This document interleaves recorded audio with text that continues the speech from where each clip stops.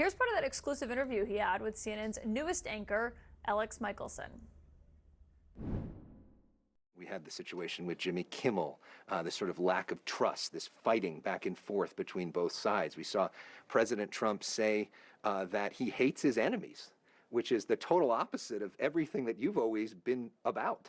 How do you process this moment and this concept of hating one's enemies?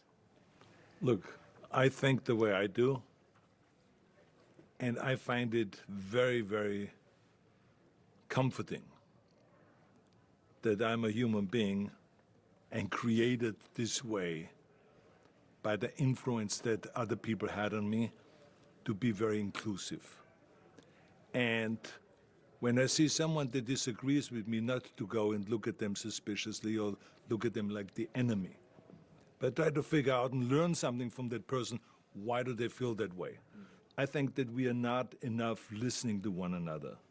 We are just shouting at one another. God gave us 2 ears and only 1 mouth. So we should listen twice as much than we talk. That's the bottom line. We are wasting our time if we talk about and analyze Donald Trump here. And CNN's Elex Michaelson joins me now. His new show starts later this fall. And first off, congrats, and glad to have you on our team. We're so excited to have you here.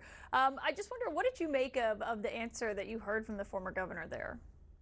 Well, not all that surprising. As we know, Schwarzenegger and Trump have not been great friends for a while. But one thing that I was surprised with, that I learned during this interview, is that they used to be friends. And back in 2016, Trump asked Schwarzenegger to endorse him, and he almost did. They talked about it. They were going through the potential logistics. And this issue of climate change was the deal breaker for Schwarzenegger, because he said Trump believes it's a hoax. It's one of the causes of his life. And so because of that, he couldn't endorse him in 2016. And we know he endorsed Kamala Harris last time around. Yeah, and people may have noticed the former British Prime Minister Tony Blair sitting there. Obviously, you mentioned climate.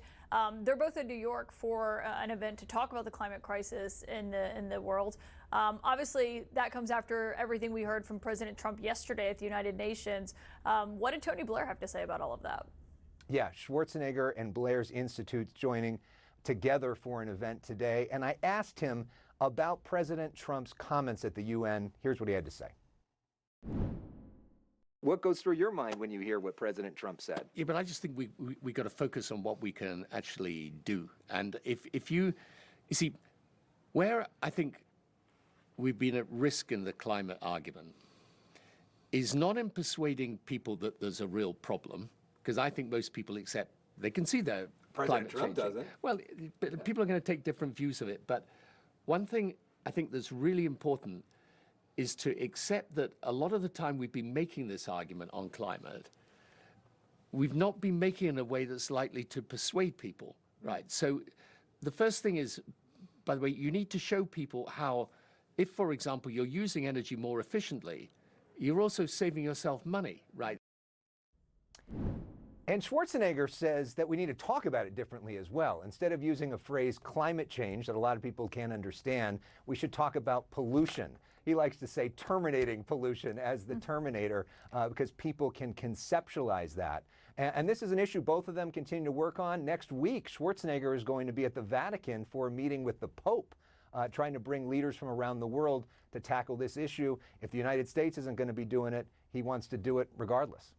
Yeah, I think that's interesting if he's trying to get other world leaders to take a stand on this, or to lead the way on this, or even say, you know, that Americans can deal with this without, you know, necessarily turning to leadership for advice on how to chart the path forward here.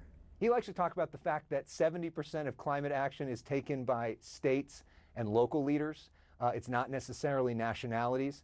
And so he's trying to empower everybody, get involved, don't be defeated by what he sees as inaction by the Trump administration, that everybody has a part and everybody can do something.